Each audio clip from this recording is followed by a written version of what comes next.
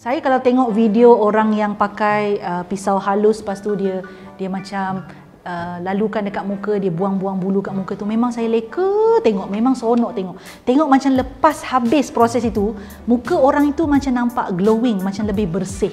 Dari pandangan mata saya tengok video tu lah, memang saya leka. Kalau tengok video-video macam tu, memang saya leka. Tapi saya tak rasa semua orang macam saya sekadar leka. Mungkin ada orang akan terfikir, boleh ke buat benda ni buat sendiri kat rumah? Boleh tak ambil pisau mak kat dapur tu, gosok kat muka, buang bulu kat muka tu, boleh ke tidak? Jadi sebelum anda berlari ke dapur, mengambil pisau dapur itu, saya nak buat kupasan terlebih dahulu. Adakah boleh atau tak boleh, sesuai atau tak sesuai melakukan aktiviti yang kita panggil derma planning. Benda tu namanya derma planning di rumah atau kita buat sendiri. Okey ke tak okey?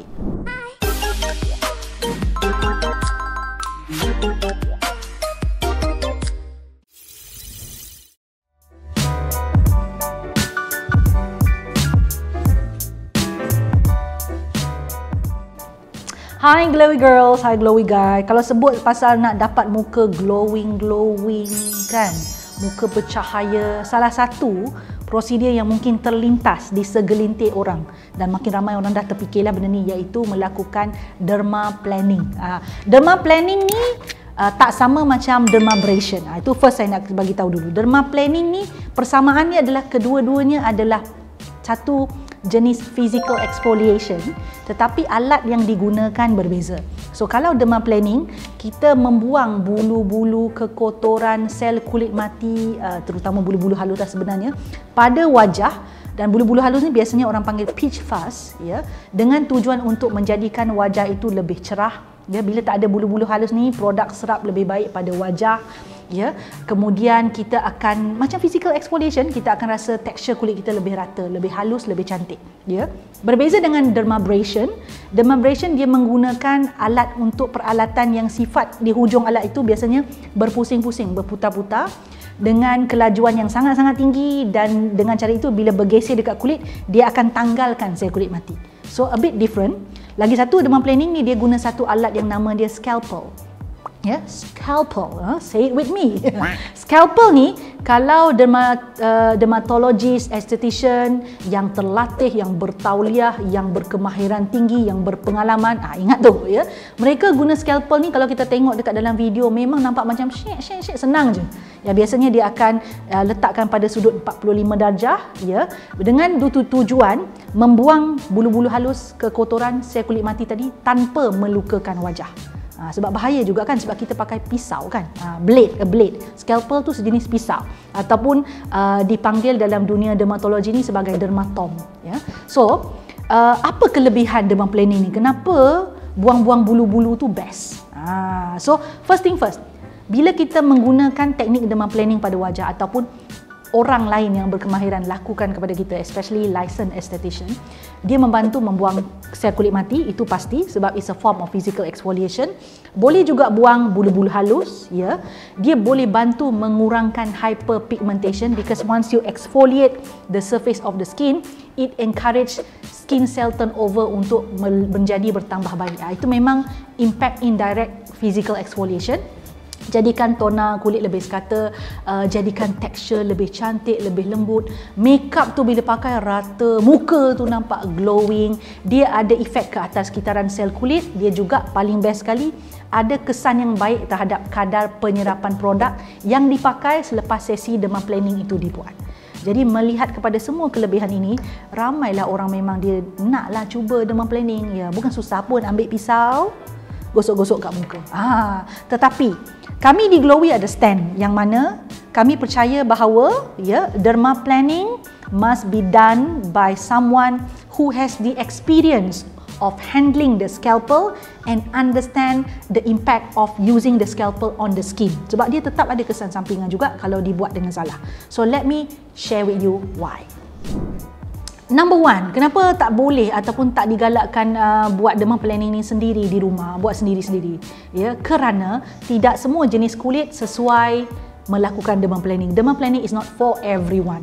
Reason dia adalah ada jenis-jenis kulit tertentu yang mungkin ada history tertentu, ada sejarah tertentu, ada keadaan atau penyakit tertentu yang mana bila buat derma planning ni dia boleh jadi lebih teruk. So antaranya orang yang mempunyai masalah hormon disebabkan oleh PCOS.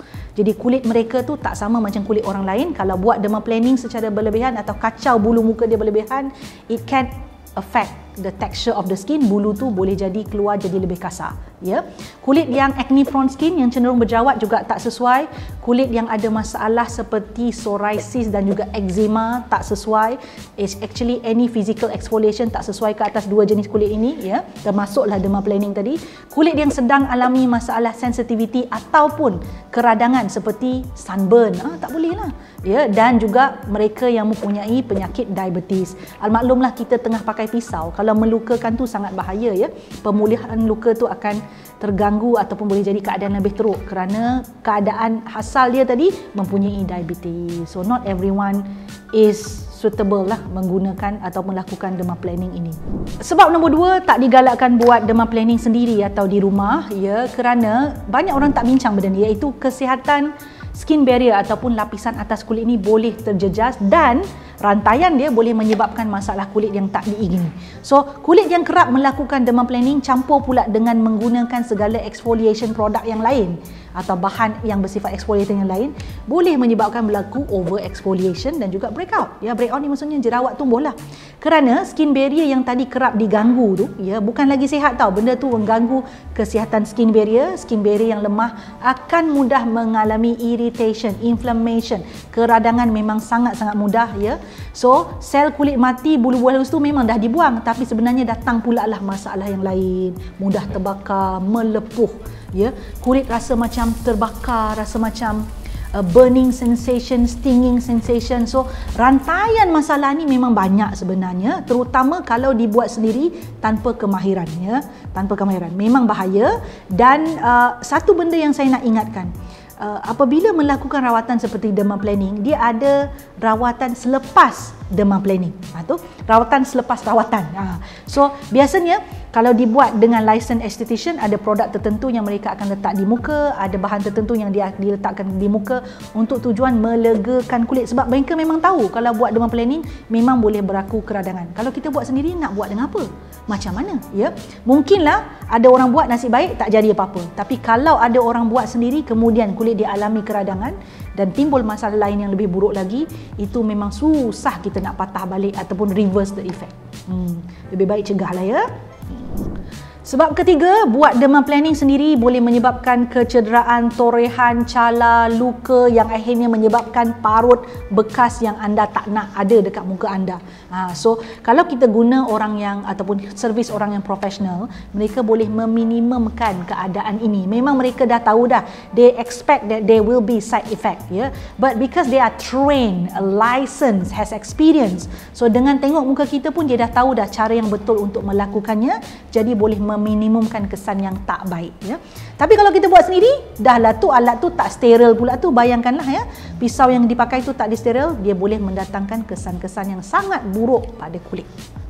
Keempat, bulu yang baru yang tumbuh selepas melakukan derma planning tu ada risiko menjadi lebih tebal dan juga ingrown hair, bulu yang tumbuh ke dalam, ya.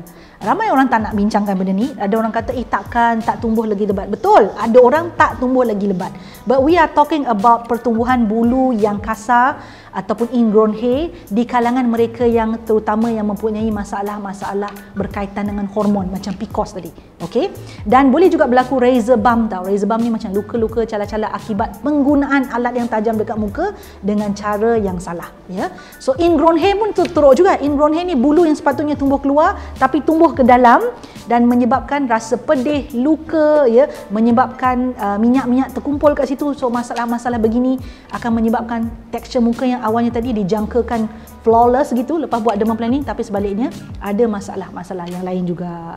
Sebab kita pun tak tahu, kita tak terlatih, kita tak tahu, we do not know what kind of skin do we have, and you may not realise that you have hormonal issue with you. Kita tak tahu kan? Sebab tu kalau buat dengan doktor, dia memang akan check dulu sejarah-sejarah kesihatan kita sebelum dia buat. Sebab salah cara buat, nak patah balik tu, ya Allah, saya memikirkan kesan-kesan buruk ni, saya rasa seram tau. Saya rasa seram. So saya orangnya memang berjaga-jagalah ya. Sangat berjaga-jaga. Jadi saya boleh simpulkan dekat bahagian ini adalah, kalau anda nak buat derma planning, berniat nak buat derma planning ya, dapatkanlah perkhidmatan daripada mereka yang terlatih, ada license, berpengalaman dan pakar. Biar kita bayar sedikit lebih wang, memang betul kalau kita buat sendiri beli pisau je, tapi tangan kita tak terlatih. Tapi dengan tangan pakar ni, kita boleh meminimumkan kesan buruk yang mungkin terjadi pada kita. Boleh jadi juga akan tak ada kesan, insya-Allah. Sebab mereka biasanya memang ada backup plan if there's anything happen to your skin lah. Sebab memang expected lepas melakukan derma planning akan ada juga kesan-kesan sampingan ya. Jadi janganlah ambil risiko merosakkan wajah anda. Serahkan kerja-kerja tertentu kepada yang pakar. Skincare produk yang kita boleh guna di rumah, simple saja sebenarnya apa yang kita biasa bincang tu. Tapi kalau perkhidmatan yang advance begini, serahkan pada yang pakar. Okey? Suka video yang saya selalu kongsikan? Apa kata? Jangan apa kata, buat sekarang ya. Subscribe channel saya, like, share dan pastikan tekan butang loceng tu. Yang ada loceng tu, yang cute-cute loceng kecil tu tekan supaya anda mendapat notifikasi setiap kali saya masukkan video baru. Jangan terlepas, jangan tertinggal. Buat sekarang.